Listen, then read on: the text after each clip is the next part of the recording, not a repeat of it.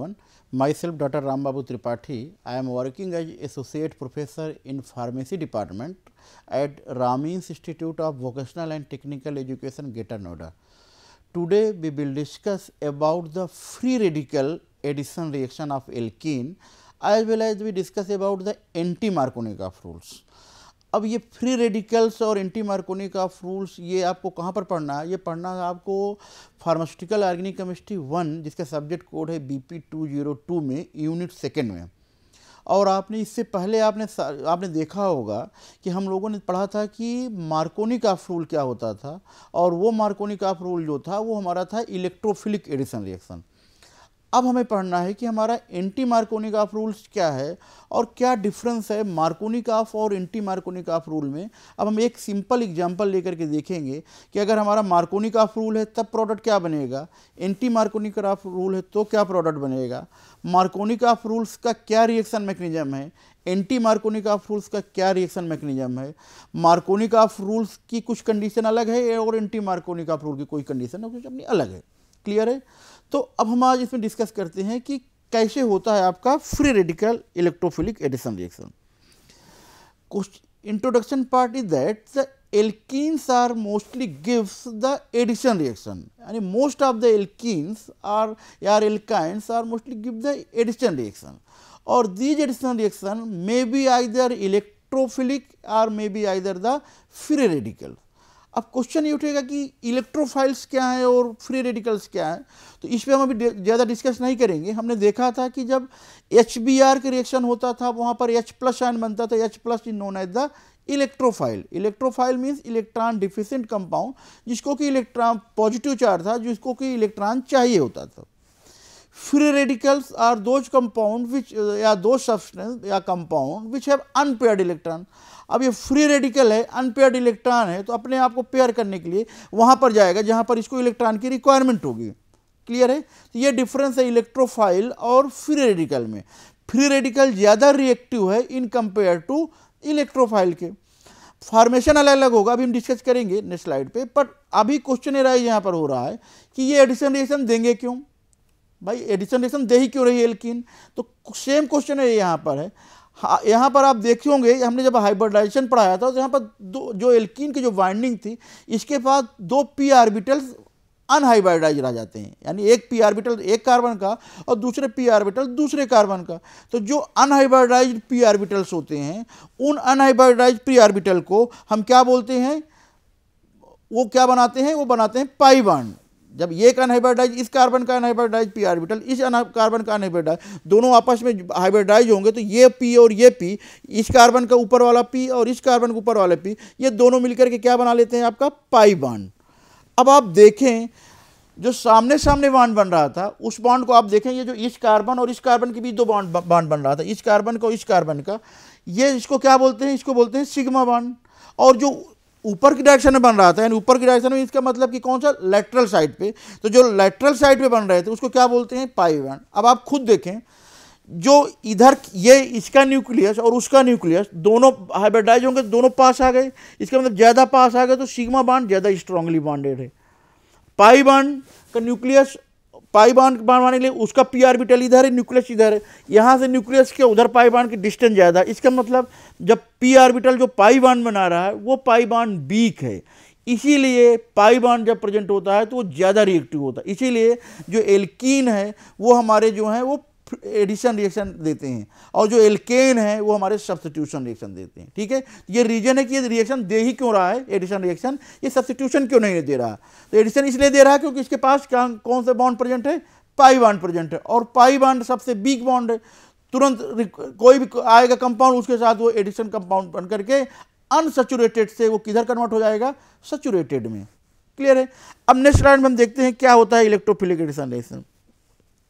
जो आपका Markovnikov product बनता था, मार्कोनिकॉफ प्रोडक्ट क्या कहता था कि in the when unsymmetrical alkene, फिर सुनिएगा, when unsymmetrical alkene react with hydrogen halides, वहां पर हम सिर्फ हाइड्रोजन हैलाइड ले लेते थे, यहां पर हम एंटी मार्कोनिकॉफ रूल में क्या लेंगे, HBr, स्पेशली मेंशन करेंगे HBr।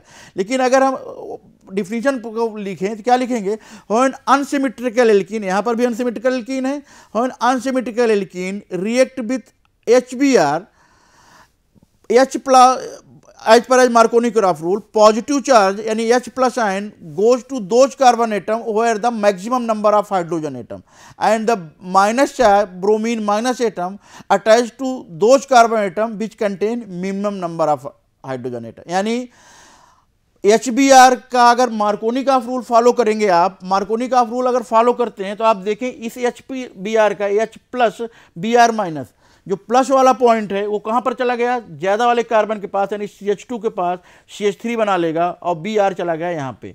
ये रिएक्शन थी आपकी इलेक्ट्रोफिलिक एडिशन रिएक्शन। अभी देखेंगे इलेक्ट्रोफाइल कैसे बन रहा है। जो अगर यही reaction in the presence of hydrogen peroxide हो, अगर यही reaction in the presence of hydrogen peroxide हो तो हाइड्रोजन परऑक्साइड अब रिएक्शन में फ्री वो नहीं बनने देगा, इलेक्ट्रोफाइल यानी H प्लस को वो नहीं निकलने देगा। वो क्या बनाएगा, हाइड्रोजन ब्रोमाइड, अब सॉरी हाइड्रोजन HBr का जो H प्लस है वो रिमूव ना हो करके अब जब आप परऑक्साइड ले लेते हैं तब ये फ्री रेडिकल जनरेट करता है, और इस फ्री रेडिकल जनरेट होने की वजह से जो प्रोडक्ट बनेगा वो अपोजिट टू मार्कोनी-कॉफ रूल बनेगा। यानी जहां पर प्रोडक्ट ये बन रहा था आपका 2 ब्रोमोप्रोपेन, यहां पर अब आपका प्रोडक्ट बनेगा 1 ब्रोमोप्रोपेन। क्लियर है। इसका मतलब जो एंटी मार्कोनी-कॉफ रूल है उसके लिए एक रिक्वायरमेंट आपने देखा, इन द प्रेजेंस ऑफ H2O2, यानी अगर आपके पास परऑक्साइड है तभी वो आपका एंटी मार्कोनी-कॉफ रूल होगा, अदर परऑक्साइड एब्सेंट है तो वो मार्कोनी-कॉफ रूल हो जाएगा। इसका मतलब ये हुआ कि हम एंटी मार्कोनी-कॉफ रूल को परऑक्साइड इफेक्ट भी बोलते हैं। क्या बोलते हैं, एंटी मार्कोनी-कॉफ रूल को परऑक्साइड इफेक्ट। और चूंकि इस परऑक्साइड इफेक्ट को पहली बार जिसने डिस्कवर किया था उसका नाम खैरस था, इसीलिए इसको खैरस इफेक्ट भी बोलते हैं। क्लियर है। तो खैरस इफेक्ट, परऑक्साइड इफेक्ट या एंटी मार्कोनी-कॉफ रूल, तीनों का मीनिंग एक ही है, प्रोडक्ट मार्कोनी-कॉफ रूल्स का अपोजिट। अब आपके माइंड में आ रहा होगा यहाँ पर भाई अपोजिट क्यों बन जा रहा है, इसलिए बन जा रहा है कि यहाँ पर इलेक्ट्रोफिलिक एडिशन, सॉरी यहाँ पर फ्री रेडिकल एडिशन रिएक्शन होगा, ना कि इलेक्ट्रोफिलिक एडिशन रिएक्शन। पिछले लेक्चर में हमने पढ़ा था इलेक्ट्रोफिलिक एडिशन रिएक्शन का क्या मैकेनिज्म था, अब हम मैकेनिज्म पढ़ेंगे फ्री रेडिकल एडिशन का क्या मैकेनिज्म है।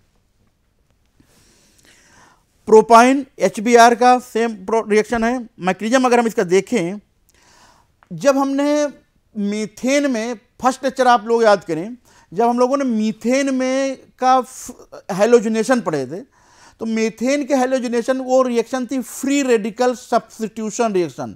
फिर से याद करिएगा, जब हम मीथेन का हैलोजिनेशन कराए थे तो वो रिएक्शन क्या थी, फ्री रेडिकल सब्स्टिट्यूशन। वहाँ पर क्या होता था, एक सब्स्टिट्यूशन, एक आता था और एक जाता था, वो क्या था, सब्स्टिट्यूशन। एडिशन क्या है, सिर्फ ऐड होगा, इलिमिनेशन क्या है, सिर्फ रिमूव होगा। तो याद रखिएगा E1 E2 known as the elimination reaction. Substitution means एक चीज आएगी दूसरी चीज रिप्लेस होगी। क्या होता था, क्लोरीन आता था, हाइड्रोजन रिप्लेस होता था, तो इसका मतलब क्या होता था, वो सब्स्टिट्यूशन रिएक्शन। यहाँ पर जो HBr में एडिशन रिएक्शन में H भी ऐड होगा, Br भी ऐड होगा, ना तो कोई चीज़ इलिमिनेट होगी और ना ही कोई चीज़ आपकी सब्स्टिट्यूट होगी। इसीलिए कौन सी रिएक्शन है, ये एडिशन रिएक्शन। अब क्वेश्चन अराइज होगा कि ये आपकी फ्री रेडिकल कैसे बने।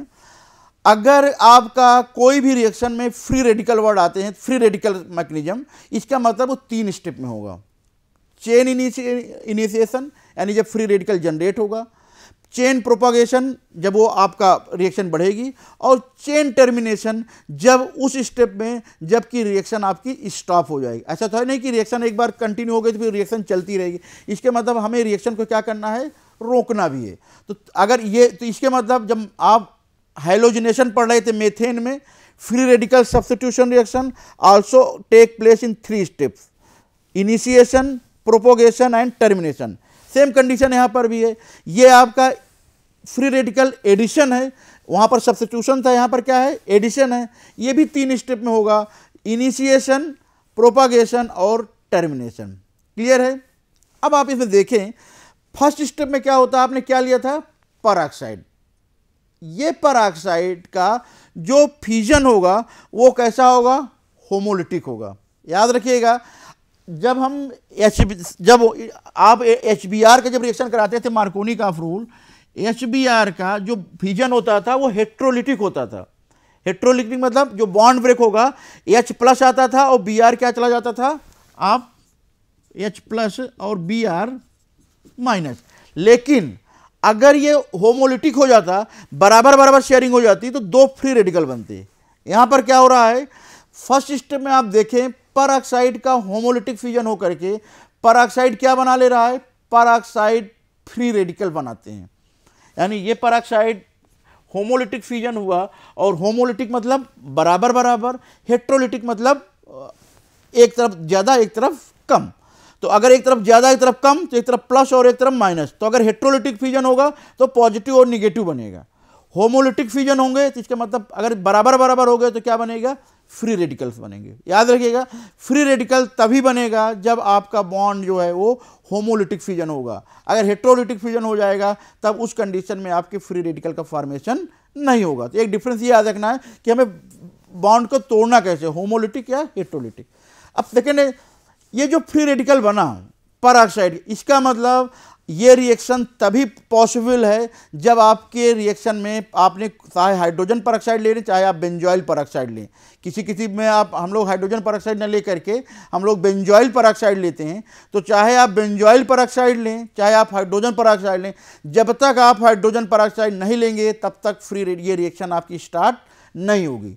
अब जो आपने वो लिया था फ्री रेडिकल, वो हाइड्रोजन पेरोक्साइड, उसने होमोलिटिक फ्यूजन किया और वो दो फ्री रेडिकल बनाया। इसमें से आप देखें ये फ्री रेडिकल तुरंत किसके साथ रिएक्ट कर रहा है, ये रिएक्ट कर रहा है ब्रोमीन के साथ। ठीक है, अगर ये फ्री रेडिकल नहीं होता, फिर ध्यान सुनिएगा, अगर ये फ्री रेडिकल नहीं होता तब ये HBr क्या बनाता, H प्लस और Br माइनस। अब चूंकि इसके पास फ्री रेडिकल, अब H प्लस Br माइनस इसे नहीं बनाएगा, क्योंकि अब HBr हेट्रोलिटिक फ्यूजन ना कर करके अब HBr में कौन रिएक्ट कर रहा है, फ्री रेडिकल। ये क्या बनाता है, ये ब्रोमीन फ्री रेडिकल। वहां पर देखते होंगे आप H प्लस और Br माइनस बनते थे, यहां पर Br डॉट बन रहा है। Br dot means free radical. Clear है, यानी जब तक आप पेरोक्साइड नहीं लेंगे तब तक आपके रिएक्शन में फ्री रेडिकल नहीं बनेंगे। इसीलिए इस इफेक्ट क्या बोलते हैं, पेरोक्साइड इफेक्ट। और जिसने इसको डिस्कवर किया था उसको बोलते हैं खैरस, इसलिए हो गया था आपका खैरस इफेक्ट। अब सेकेंड स्टेप क्या होगा, बताया गया था सेकेंड स्टेप में क्या होगा, ये जो ब्रोमीन है, अब पहला स्टेप क्या होगा, चेन इनिशिएशन।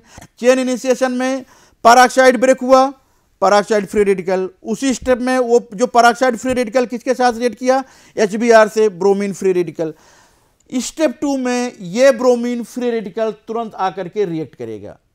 ठीक है, तो ये ब्रोमीन फ्री रेडिकल रिएक्ट करके कहां से रिएक्शन करेगा, ये बनाएगा आपका फ्री रेडिकल फाइन। तो ये कहां पर रिएक्ट करेगा, इस पोजीशन पे। अब आप देखें कि ऐसा क्यों होता है, क्योंकि यहां पर फ्री रेडिकल बन रहा था।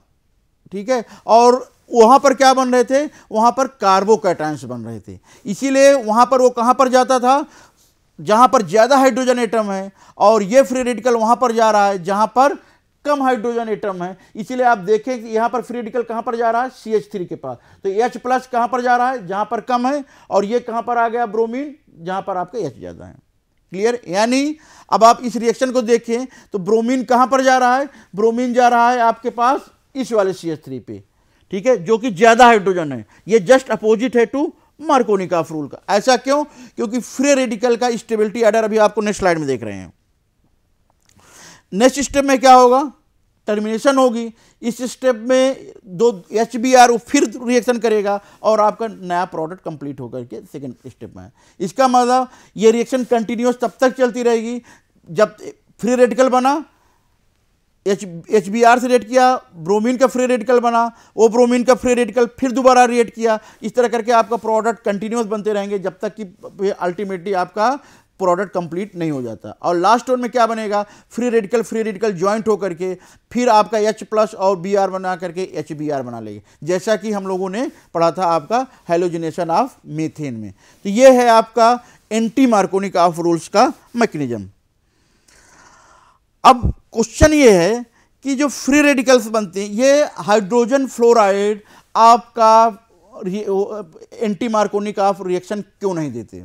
ये क्वेश्चन राइज हो रहा कि हमने क्या कहा, मार्कोनी का रूल HBr के लिए भी था, HCl के लिए था, HI के लिए था, लेकिन HF के लिए नहीं था, मार्कोनी का भी नहीं था। क्यों नहीं था? क्योंकि फ्लोरीन बहुत ज़्यादा रिएक्टिव है। वहाँ पर ये आंसर दिया गया था।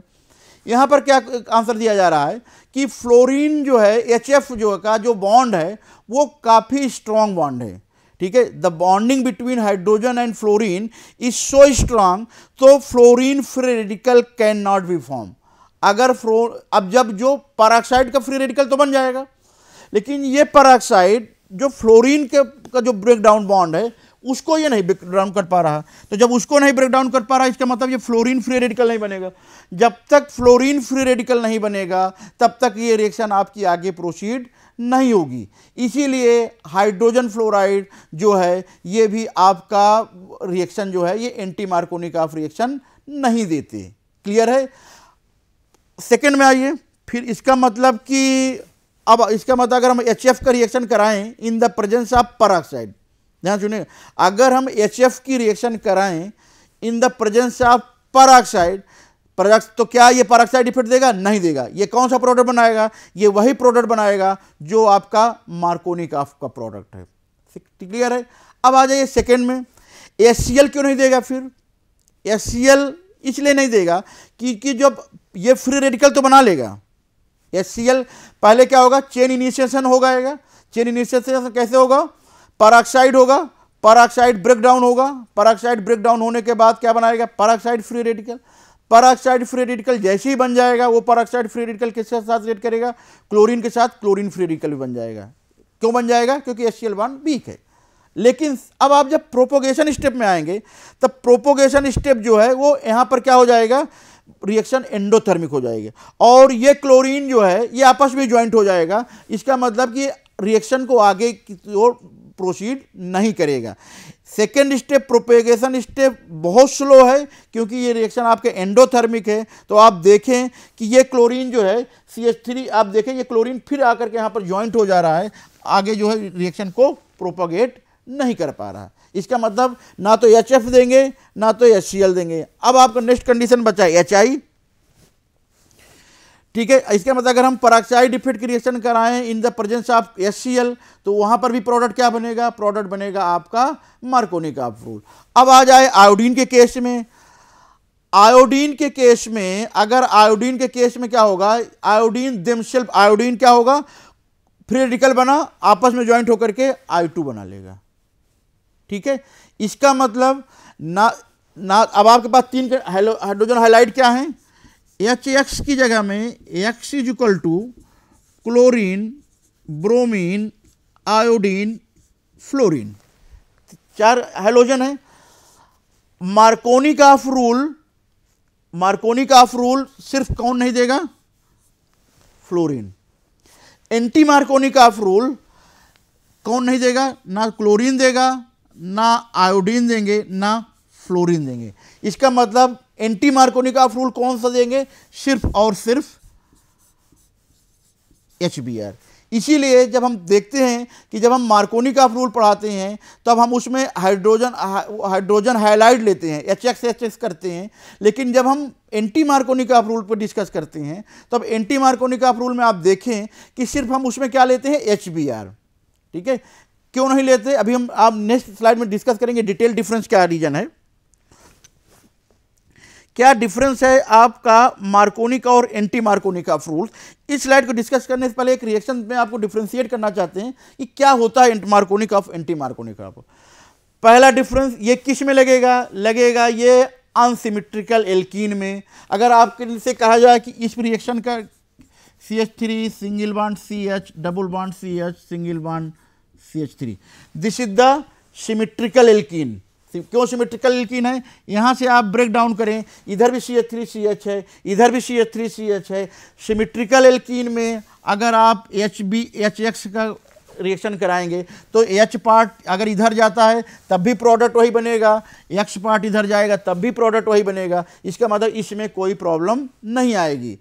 अब प्रॉब्लम कहाँ पर, यानी हमको करना क्या है, हमको रिएक्शन लेनी है अनसिमेट्रिकल एल्कीन पे। तो अनसिमेट्रिकल एल्कीन का प्रोडक्ट डिसाइड होगा कि आपका कौन सा प्रोडक्ट बनेगा। तो अनसिमेट्रिकल एल्कीन के प्रोडक्ट के लिए अब आप इस रिएक्शन में आए, CH3 single bond CH, CH double bond CH2। ठीक है, अब आप देखें वैलेंसी बराबर करके देख लें। कार्बन पे 4 2 6 1 7 1 8, 4 1 5 1 6 2 8, 4 2 6 और 2 8, वैलेंसी बराबर है। अब अगर हम इसकी रिएक्शन कराते हैं HBr की, HBr लेते हैं, HBr चाहे मार्कोनिकॉफ रूल हो चाहे एंटी मार्कोनिकॉफ रूल हो, दोनों में लगता है। ये क्लियर है कि HBr जो है ब्रोमीन के दोनों में लग जाता है, चाहे वो मार्कोनिकॉफ रूल हो चाहे वो एंटी मार्कोनिकॉफ रूल हो। तो जब HBr में रिएक्शन कराएंगे तो अगर आपका प्रोडक्ट एक रिएक्शन अगर ये बनाता है, मान लीजिए CH3 HBr आना जो कि क्या बनाएगा, H plus plus Br minus. अगर मार्कोनिकॉफ रूल हुआ तो प्लस पॉइंट कहां पर जाएगा, जहां पर ज्यादा हाइड्रोजन होंगे, माइनस कहां पर जाएगा, जहां पर कम हाइड्रोजन होंगे। तो CH3 CH2 CH CH3 Br 2 bromo butane, ये है आपका मार्कोनी का प्रोडक्ट। क्यों, प्लस वाला कहां पर गया, जहां पर ज्यादा हाइड्रोजन थे, माइनस वाला कहां पर गया, जहां पर कम हाइड्रोजन थे। लेकिन अगर आप एंटी मार्कोनी का रूल लगाएंगे इन द प्रेजेंस ऑफ H2O2, तो ये रिएक्शन अब क्या होगी, यहां पर ये इलेक्ट्रोफिलिक एडिशन रिएक्शन है, यहां पर अब ये फ्री रेडिकल बनेगा। फ्री रेडिकल में ये H प्लस Br माइनस ना बना करके Br डॉट बनाएगा। Br डॉट क्या है, फ्री रेडिकल। उस कंडीशन में ये प्रोडक्ट चेंज हो जाएगा और ये प्रोडक्ट क्या बनेगा, CH3 CH2 CH2 CH2 Br। Clear है। तो ये प्रोडक्ट एंटी मार्कोनिकॉफ है और ये प्रोडक्ट आपका मार्कोनिकॉफ है। तो ये क्लियर है कि Markovnikov product anti Markovnikov product में क्या डिफरेंस है। तो अगर हम डिफरेंस डिस्कस करें तो मार्कोनिकॉफ रूल्स जो होगा वो in the absence of peroxide होगा, क्योंकि पेरोक्साइड ही हमारा फ्री रेडिकल जनरेट करेगा।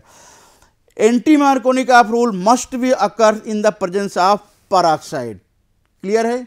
Second, anti Markovnikov rule is the electrophilic addition reaction. Anti Markovnikov rule is the free radical addition reaction. Markovnikov rule आप देखें ये इलेक्ट्रोफिलिक एडिशन रिएक्शन है और ये फ्री रेडिकल मैकेनिज्म है। अब आप देखें है दोनों एडिशन रिएक्शन ही है, क्योंकि दोनों जो रिएक्शन देंगे एडिशन ही देंगे, क्योंकि दोनों के पास क्या प्रेजेंट है, ये कौन सा दे रहे हैं, ये एल्कीन दे रहे हैं। नेक्स्ट अगर आप देखें तो जो मार्कोनिकॉफ रूल कह रहा है कि पॉजिटिव पार्ट वहां पर जाएगा, उस कार्बन से अटैच होगा जिस कार्बन पे ज्यादा हाइड्रोजन होंगे, यानी positive part goes to those carbon which have more number of hydrogen. लेकिन एंटी मार्कोनिकॉफ क्या कह रहा है, positive part goes to those carbon get को least number of hydrogen, just इसका अपोजिट।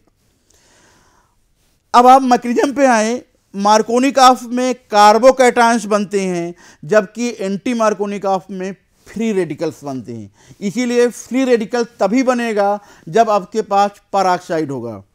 नेक्स्ट अगर हम देखें कि जो हैलाइड के केस में कौन से HCl HBr HI में कौन, तो जो हमारे मार्कोनिकॉफ रूल है वो फ्लोरीन को छोड़कर, यानी अगर हम फ्लोरीन को हटा देते हैं, क्लोरीन भी देगा, ब्रोमीन भी देगा और आयोडीन भी देंगे। लेकिन अब आप ये कहेंगे कि फ्लोरीन क्यों नहीं देगा, फ्लोरीन मार्कोनिकॉफ रिएक्शन नहीं देगा। इसलिए नहीं देगा फ्लोरीन कि फ्लोरीन की रिएक्टिविटी बहुत ज़्यादा है, तो इसीलिए HF का बॉन्ड जैसे ही ब्रेक डाउन करेंगे फ्लोरीन जो है वो तुरंत रिएक्ट करेगा और इसीलिए वो फ्लोरीन हमारा क्या देंगे, वो रिएक्शन मार्कोनिकॉफ नहीं देंगे। अब क्वेश्चन उठेगा कि फिर एंटी मार्कोनिकॉफ कौन देंगे। एंटी मार्कोनिकॉफ सिर्फ और सिर्फ HBr देगा। अब आपने देखा होगा ना तो क्लोरीन देता था, ना इसमें ब्रोमीन देगा और ना ही इसमें आयोडीन देगा। अब सॉरी ब्रोमीन देगा, ना तो इसमें क्लोरीन देगा, ना आयोडीन देगा और ना ही इसमें फ्लोरीन देगा। इसका मतलब देगा क्या, सिर्फ देगा HBr। अब बाकी क्यों नहीं देंगे? फ्लोरीन इसलिए नहीं देंगे क्योंकि जब फ्लोरीन में जब आप देखेंगे तो जो फ्लोरीन का जो HF बॉन्ड है, HF बॉन्ड इतना स्ट्रॉन्ग बॉन्ड है कि वहाँ पर पेरोक्साइड आकर के ब्रेक डाउन करके फ्लोरीन का फ्री रेडिकल नहीं बनता। तो जब फ्लोरीन का फ्री रेडिकल ही नहीं बनेगा तो चेन इनिशिएशन रिएक्शन ही नहीं होगी। ठीक है, अब आ जाइए आयोडीन क्यों नहीं देगा?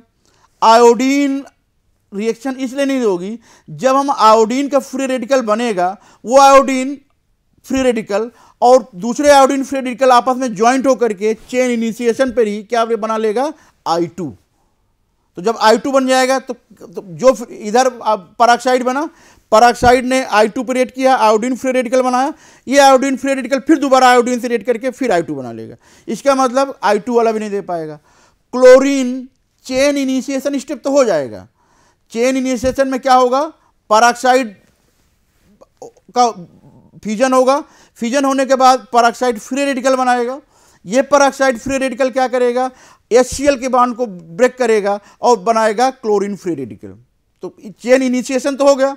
सेकेंड स्टेप में जब प्रोपेगेशन स्टेप में जाएंगे तो propagation step is the slow step और एंडोथर्मिक प्रोसेस है, वहां पर क्लोरीन जो है वो रिएक्शन आगे प्रोसीड नहीं कर पाती। इसका मतलब ना तो क्लोरीन देंगे, ना तो फ्लोरीन देंगे और ना ही आयोडीन देंगे, ये तीनों रिएक्शन जो है वो एंटी मार्कोनिकॉफ रिएक्शन नहीं देगा। Okay, thank you so much.